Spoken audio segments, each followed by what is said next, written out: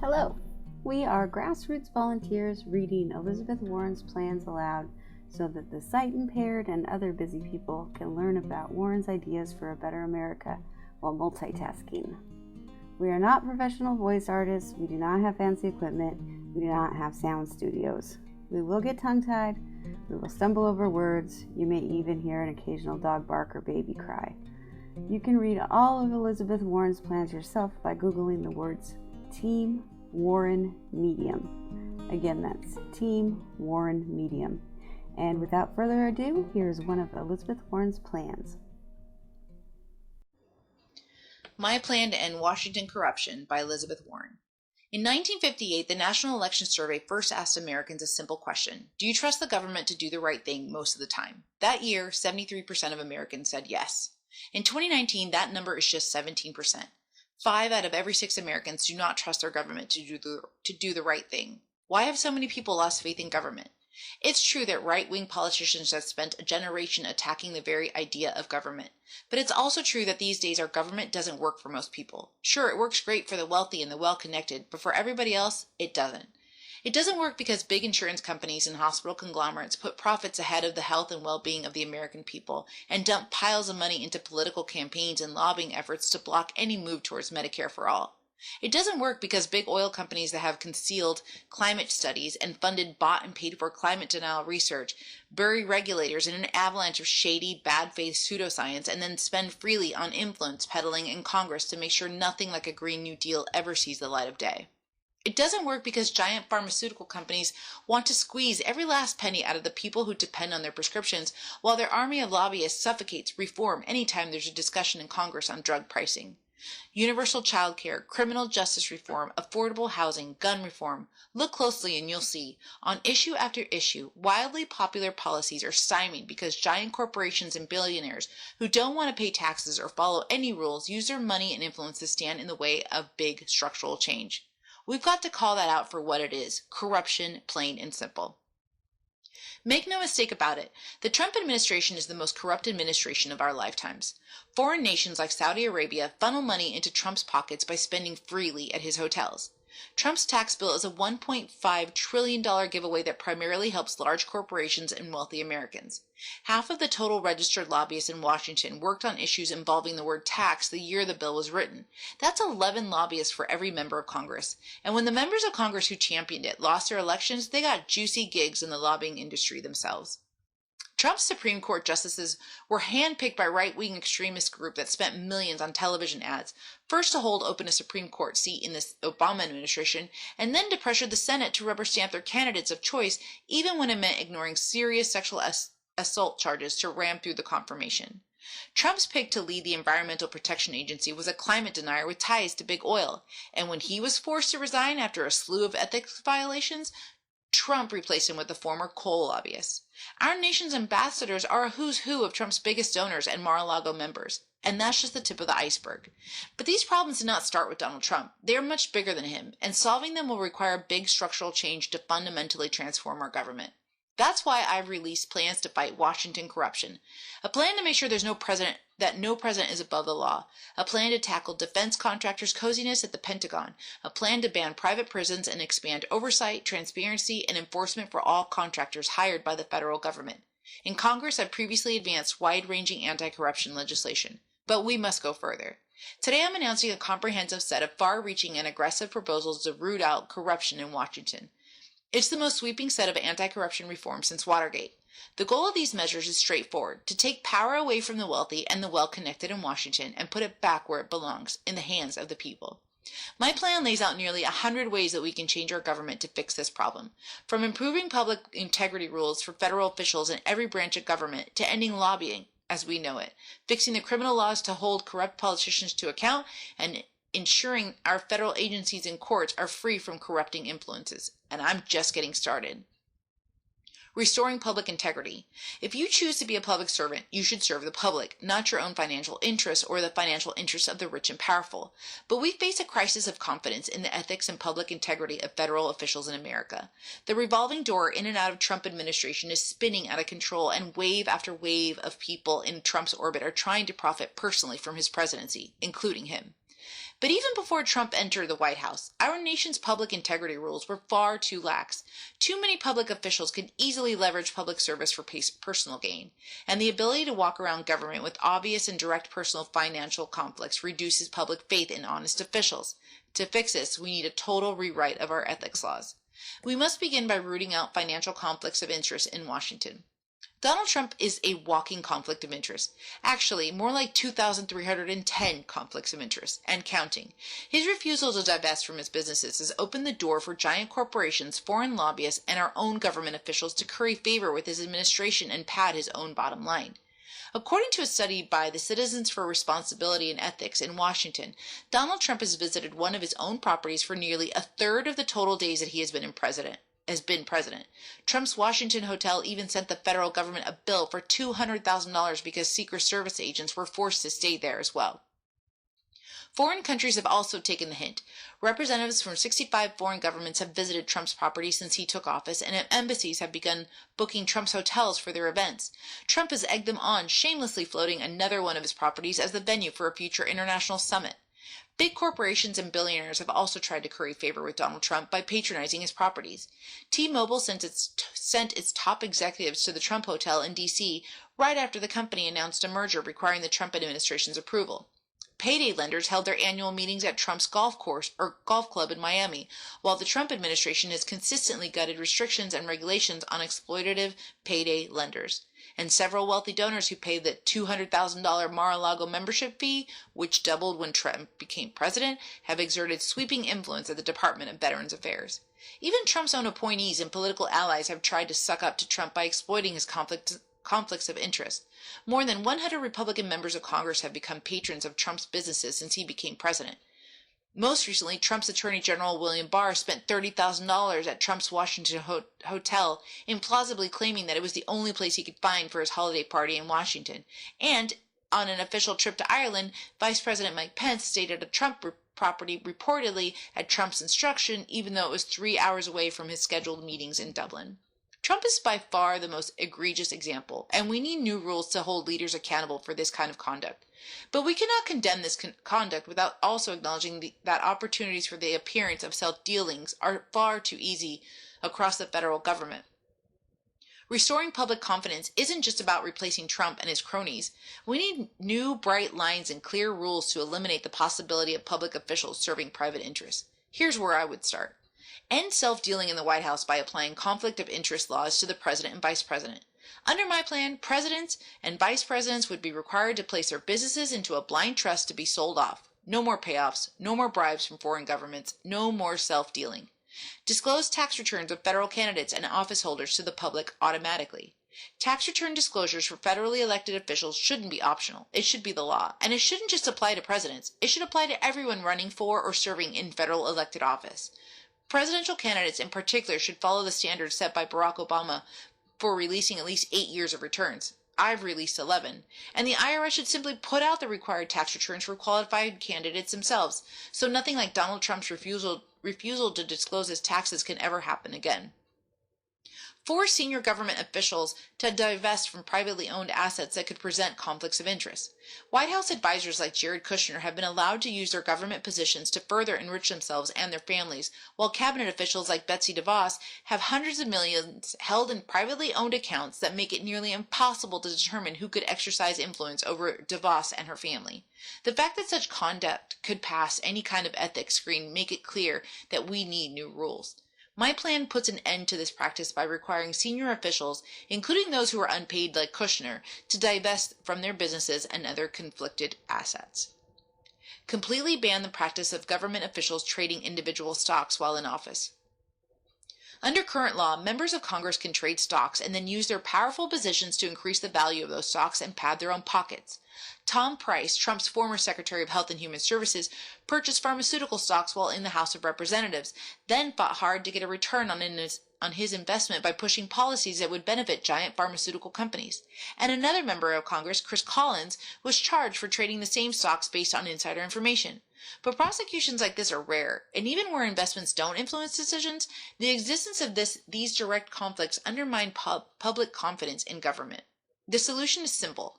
ban members of Congress and senior government officials from owning or trading individual stocks.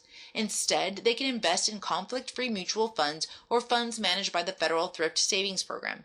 Law firms follow these kinds of rules to prevent the appearance of financial conflicts with the interests of their clients. There's no reason important public servants and elected officials should too.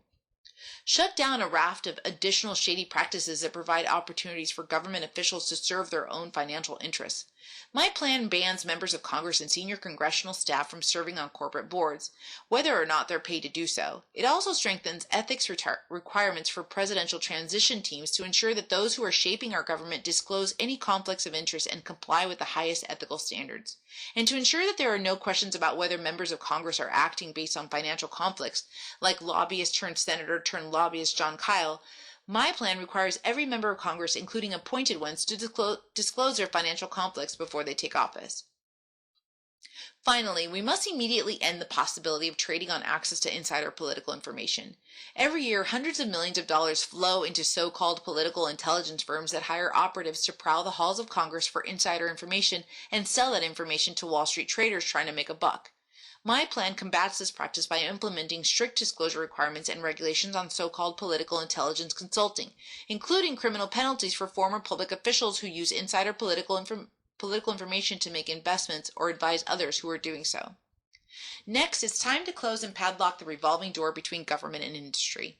Donald Trump has not just enriched himself and his advisors, he has turned his White House into a case study in the dangers of the revolving door between industry and government. Trump railed against Goldman Sachs on the campaign trail in 2016, but as soon as he was elected, he tapped more than half a dozen of the firm's employees to fill senior positions in his administration, enough to open a new Goldman Sachs branch office. One of these people was Gary Cohn, the former president of Goldman Sachs, who became Trump's top economic advisor.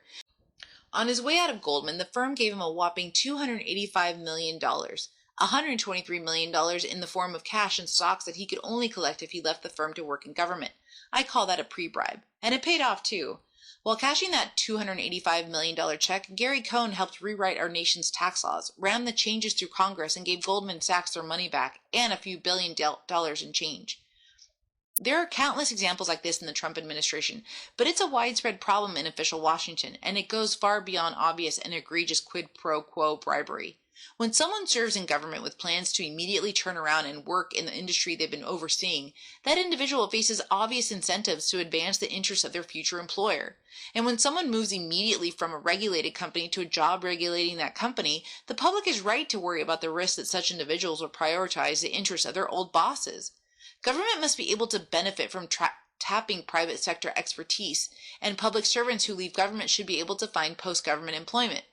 Similarly, volunteer and part-time government positions, which make sense in certain situations, necessarily assume some level of outside work, but there is a difference between expertise and graft. It isn't simply a matter of replacing Trump with an honest president. We've seen the issue of industry lobbyists and top execs spinning freely through the revolving door to and from important government positions in both Democratic and Republican administrations. Fixing the underlying problem requires us to tighten up the rules to ensure that when government officials are making decisions, they are considering only the public interest and not their own personal interests or the interests of their friends and future employers. Here are some obvious steps to help address this problem. Ban golden parachutes to provide corporate bonuses to executives for serving in the federal government. We can't let big companies get away with installing their top executives in senior government positions and paying them pre-bribes on their way out the door. Under my plan, this would be illegal. Restrict the ability of lobbyists to enter government jobs. Under my proposal, current lobbyists won't be able to take government jobs for 2 years after lobbying, with limited exceptions for when hiring is in the national interest. Corporate lobbyists will have to wait at least 6 years, no exceptions, and no waivers. These extensive cooling off periods will help ensure that if anyone with this background is hired into a government role, they are being selected because of their expertise and not their connections. Make it illegal for elected officials and top government appointees to become lobbyists, ever. My plan bans presidents, vice presidents, members of Congress, federal judges, and cabinet secretaries from ever becoming lobbyists, not for 1 or 2 years, but for life. All other federal employees will also be barred from lobbying their former office, agency, or House of Congress after they leave government service for at least 2 years, or 6 years for corporate lobbyists. Restrict the ability of companies to buy up former federal officials to rig the game for themselves. Under my plan, companies would be banned from immediately hiring former senior government officials whose agency or office the company has lobbied in the past 2 years. And because the biggest and most market-dominant corporations in America also exercise outsized political power, my plan blocks them from using personnel hires to rig the game by banning giant companies, banks, and monopolies from hiring former senior government officials for at least 4 years. Next, we'll hold our federal judiciary to the highest ethical standards. Giant corporations and powerful interests haven't limited their influence to peddling to Congress and the White House. They've also turned their attentions to the courts. There is no formal mechanism for review of conflicts for Supreme Court justices. But covering our eyes doesn't mean there's nothing to see. The Federalist Society, an extremist corporate-funded right-wing group that handpicked Trump's list of Supreme Court nominees, picked up Justice Clarence Thomas's bills to attend a fancy retreat hosted by the Koch brothers. And for years, Justice Thomas failed to file public disclosures indicating that his wife worked as the White House liaison for the Heritage Foundation, a group whose co-founder personally began the conservative push to overturn Roe v. Wade. It's not just Supreme Court justices either. Federal judges can do just about anything without disclosing it, and in the rare instances where their ethical violations are discovered and they face investigation, they can escape further scrutiny altogether by resigning without penalty. Our federal court system only works if the American people have faith that it is neutrally dispensing fair-minded justice without bias or personal interest interfering in judicial decisions. If we want the American people to believe this, we need some serious judicial ethics reforms. Here's where I'd start. Ensure Supreme Court justices are held to the same standard as the rest of the federal judiciary. Today, every federal judge is bound by a code of conduct, except Supreme Court justices. It's a recipe for corruption. We can fix it by applying the code of conduct for United States judges to Supreme Court justices. Strengthen ethics requirements for federal judges. Corporations and advocacy organizations routinely provide federal judges with all expense-paid trips to extravagant seminars. My plan tightens existing rules that prohibit judges from accepting gifts and establishes a new fund to cover reasonable expenses for participating in judicial seminars. No more big speaking fees and no more fancy trips to hunting lodges and golf courses. My plan also bans federal judges from owning individual stocks. Require judges to disclose key information so that American people can verify that their conduct is above ethical reproach. My plan requires that the Judicial Conference of the United States, the institution in charge of administrating our federal courts, to publicly post judges' financial reports, recusal decisions, and speeches to bring these activities out of the shadows. This will build public confidence that cases are being heard by fair and independent judges. Close the loophole that allows federal judges to escape investigations for misconduct by stepping down from their post. When Ninth Circuit Judge Alex Kaczynski was confronted with the judicial ethics investigation for sexual misconduct towards young female law clerks, he resigned, and the investigation immediately ended.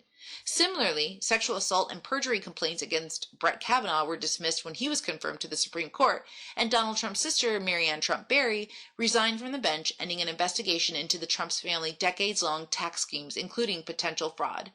Under my plan, investigations will remain open until their findings are made public and any penalties for misconduct are issued. Ending lobbying as we know it. The fundamental promise of our democracy is that every voice matters, but when lobbyists and big corporations can buy influence from politicians, that promise is broken. The first thing to do is fix it to end lobbying as we know it. The Constitution guarantees the American people the right to petition their government with grievances. Lobbying isn't new. It's been around for centuries. What's new is the weaponization of lobbying to coerce our government into doing whatever corporate interests want. While companies have an important role to play in our democratic conversation, the voices of corporations and powerful interests shouldn't be the only voices in the room. But that's exactly what's happened. Prior to the 1970s, there was little corporate spending on lobbying. Last year, over 11,000 registered lobbyists roamed the halls of government, mostly representing their powerful clients to the tune of over $3 billion. It's no wonder everyone else has such a hard time breaking through the noise. This boom in the influence peddling game has happened around the same time that right-wing ideologues have slashed independent government resources and in-house expertise, which are essential for officials to maintain their independence from the expertise of self-interested corporate lobbyists. Meanwhile, most corporate lobbying work remains hopelessly opaque, nominally governed by a patchwork of weak definitions, few meaningful restrictions, and inadequate reporting and disclosure requirements. And the free rein granted to corporate lobbyists to also fundraise for political campaigns crosses the line from influence peddling to legalized bribery. We can break the grip of lobbyists for giant corporations have on our government. Together we can end lobbying as we know it. Here's where to start. Expand the definition of lobbyist to include everyone who is paid to influence lawmakers. Because of our weak laws, only individuals who meet directly with politicians or spend more than 20% of their time lobbying are required to register as lobbyists. That means law firms, constituencies, and even self-described lobbying firms that hire individuals for the express purpose of influencing government may be able to avoid these registration requirements, allowing powerful interests to influence policy without any public accountability. This practice, endemic on both sides of the aisle, must end. My plan brings this activity out of the shadows by strengthening the definition of a lobbyist to include all individuals paid to influence government. It also creates a new designation for corporate lobbyists to identify individuals paid to influence government on behalf of for-profit entities and their front groups, and subjects these corporate hired guns to additional restrictions. Ban lobbying for foreign entities, period. President Trump's campaign chair currently sits in prison, convicted in part of failing to properly register his shady foreign lobbying activities on behalf of Ukraine. But what is the justification for allowing foreign governments to use Americans as hired guns who sit in the shadows quietly attempting to influence our domestic political system? That's not how diplomacy works. Our nations have ambassadors and diplomatic staff in the United States. If those governments want to interact with our political process, they can do so through normal, above-board diplomatic channels. My plan categorically bans the practice of private lobbying for foreign governments, foreign individuals, and foreign companies. No more K-Street influence peddlers looking out for the interests of China, Russia, or Saudi Arabia. Impose strict rules on all lobbyists, including preventing them from donating to our fundraising for political candidates. Paid lobbyists are hired for one objective: to advance the interests of their clients. Allowing individuals who are paid to influence government officials on policy to also give gifts or funnel money to the political campaigns of those same officials sound like legalized bribery. My plan not only bans lobbyists from making political contribution, it also bans them from bundling donations or hosting fundraisers for political candidates. And it outlaws lobbying contingency fees, where lobbyists are only paid if they successfully influence politicians to achieve a policy outcome that serves their clients' narrow interests. Dramatically expand the kinds of information lobbyists are required to disclose. Our current law requires only minimal disclosure from lobbyists of their activities. This prevents the American people from fully understanding who is trying to influence government and why. My plan requires all lobbyists to report publicly all meetings with congressional offices or public officials, the documents they provide to those individuals, and all government actions that they attempt to influence. It also demands that all charitable nonprofit organizations, social welfare organizations, and trade associations disclose any donors whose money was used to develop products to influence congressional testimony, agency rulemaking, or for lobbying purposes. Impose a tax on excessive lobbying, and use this revenue to give Congress and the agencies the tools to fight back against corporate influence machine. In 2018, lobbyists spent a whopping $3.4 billion trying to influence public policy on behalf of their clients, including $95 million from the Pro-Corporate Chamber of Commerce, $73 million from the National Association of Realtors, and $28 million from Big Pharma lobbying group. The right to petition our government does not allow industries to exercise unlimited financial influence over policymakers. That's why I will impose a tax on any entity that spends over $500,000 per year on lobbying. The tax will reduce the financial incentive for excessive lobbying, and its revenue will be used to counter the effects of excessive lobbying by providing additional financial resources for agencies to research and review regulatory actions that are the targets of excessive lobbying activity, as well as additional funding for the National Public Advocate, an office established to help the public engage with rulemaking process, and for congressional support agencies. Strengthen congressional independence from lobbyists. Congressional offices and agencies are severely underfunded, creating unnecessary pressure to rely on lobbyists for expertise. My plan transitions congressional staff to competitive salaries and reinstates the nonpartisan Congressional Office of Technology Assessment to help members of Congress understand new areas of science and technology. Because members of Congress should be able to access expertise and information without being dependent on lobbyists. End corporate capture of our federal agencies. Major federal agencies like the Environmental Protection Agency, the Department of Labor, and the Department of Energy, were created by Congress to enforce and implement laws that protect the broad interests of the public against the unrestrained exercise of corporate power. But because of the revolving door, the avalanche of lobbyists, and the weakness of our agency tools to fight back, agencies often find their agendas hijacked by the very industries they are supposed to regulate. We can and should make additional changes to strengthen agencies' independence and their ability to act decisively in the public interest. Here are some of the steps my plan takes to address this. Stop powerful actors from peddling fake research, often funded by undisclosed donors, and hold corporations accountable for lying to regulators. I'll crack down on corporations who manipulate agencies by submitting sham research, like the climate denial studies bought and paid for by oil and gas magnates like the Koch brothers, by requiring individuals who submit a public comment on a proposed rule to disclose editorial conflicts of interest related to any non-peer-reviewed research they cite. Studies that are determined to have conflicts of interest will be withheld from the rulemaking process until the individual offering that research certifies that they have undergone rigorous, independent peer review. Otherwise, we'll treat them like the bad faith junk science that they are, excluding them from the rulemaking process and preventing any court from considering them too. And if a company misleads an agency with analysis it knows to be false, they'll be prosecuted just like anyone else who lies under oath or to Congress or in a court of law. End the practice of inviting corporate bigwigs to negotiate rules their companies would have to follow, and put a stop to the stall tactics they use to kill public interest rules.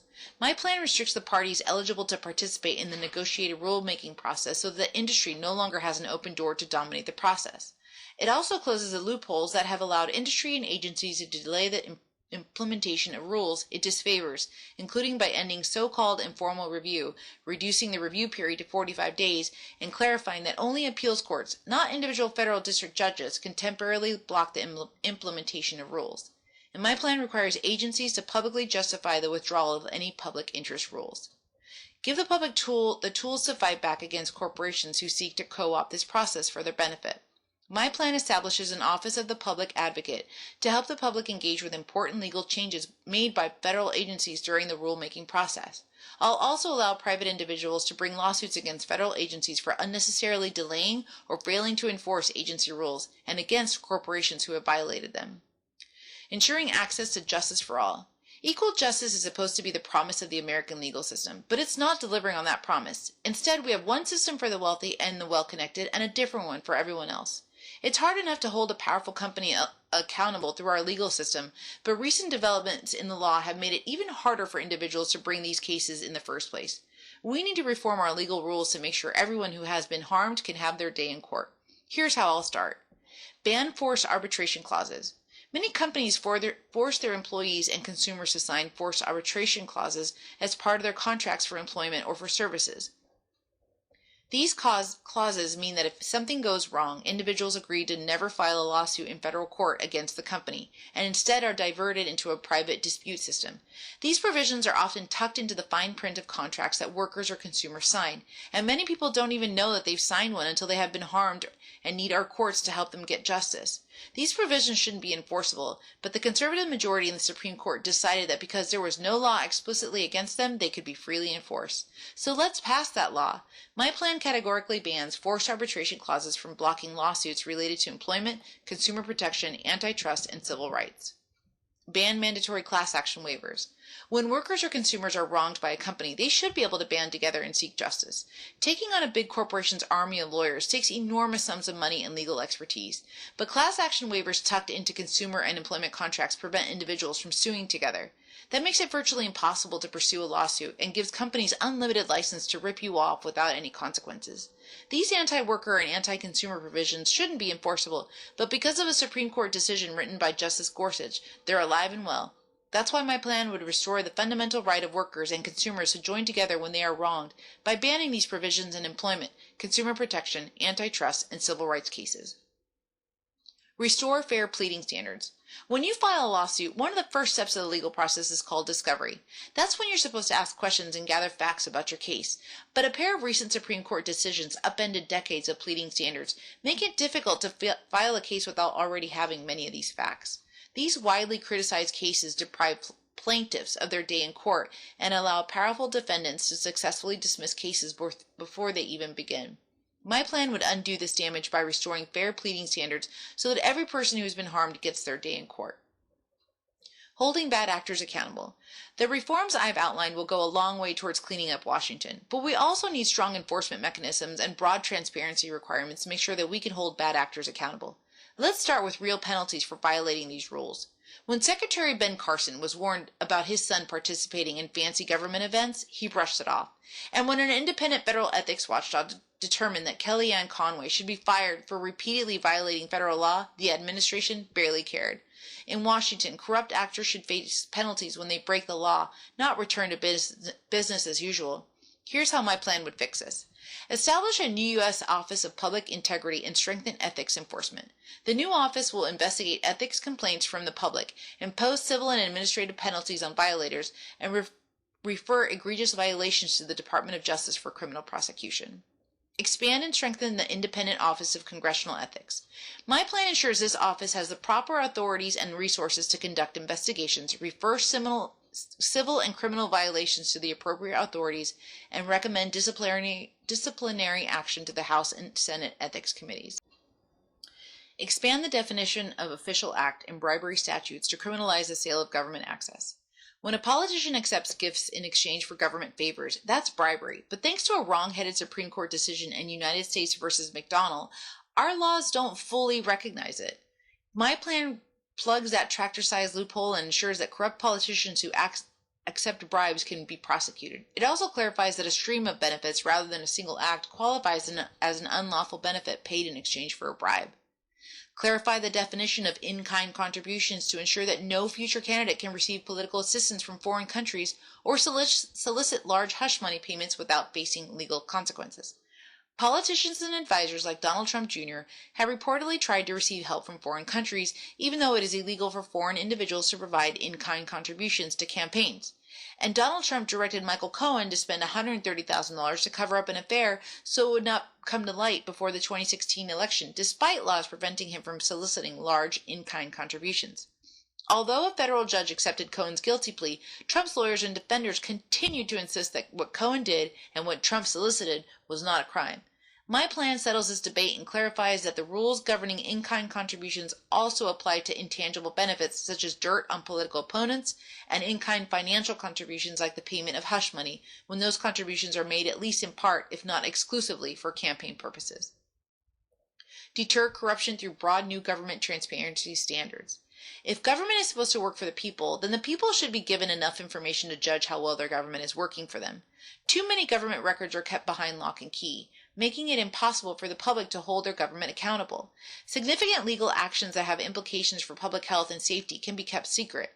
And the actions of federal contractors, the companies often tasked with the implementation of government policies or programs, like Trump's family separation policy, are almost completely concealed from public view thanks to an assortment of exemptions and loopholes. Here's how my plan would shine a light on government activity. Prohibit courts from sealing records involving major public health and safety issues. When people were killed by ignition defects in Chevrolet vehicles, General Motors settled the cases on the condition that all documents related to the defects would be sealed from public view. It wasn't an isolated incident. Big corporations routinely use secret settlements to keep defective products on the market so they can continue to rake in profits. That must stop. My plan bans courts from sealing records in cases involving public health and safety, with rare exceptions, so that corporations cannot conceal these dangerous conditions from the American people. Impose strict transparency standards for federal courts and remove barriers to accessing electronic judicial records. My plan requires federal appellate courts to live stream audio of their proceedings, share case assignment data in bulk, and make all electronic case records, which currently must be purchased from the government, more easily accessible and free of charge. Strengthen federal open records laws to close loopholes and exemptions that hide corporate influence and increase transparency in Congress, federal agencies, and nonprofits that aim to influence policy. The American people have the right to know whether their elected leaders are acting in the public's best interest and who is trying to influence them. Under my plan, congressional committees, government agencies, and federal contractors would be required to publicly release key information so that the American people and the American press can hold the federal government accountable. No matter what brings you into this fight, whether it's childcare, student loans, healthcare, immigration, or criminal justice, one thing is crystal clear: corruption is making it worse, and it's at the root of the major problems we face as a democracy. Reforming the money game in Washington isn't enough. We also need to comprehensively clean up our campaign finance system. That's why I've also called for a constitutional amendment to overturn Citizens United. It's why we need to get rid of the super PACs and secret spending by billionaires and giant corporations that try to buy our democracy. It's why we need to break the grip that big donors have by creating a system of exclusive public funding of our elections. But even if we solve our campaign finance problems, comprehensive anti-corruption reforms targeted at Washington itself are necessary to finally end the stranglehold that the wealthy and the well-connected have over our government's decision-making processes. I believe that we can root out corruption in Washington. I believe we must make big structural changes that will once again restore our trust in government by showing that it can work for all of us. And when I'm president, that's exactly what I'll do.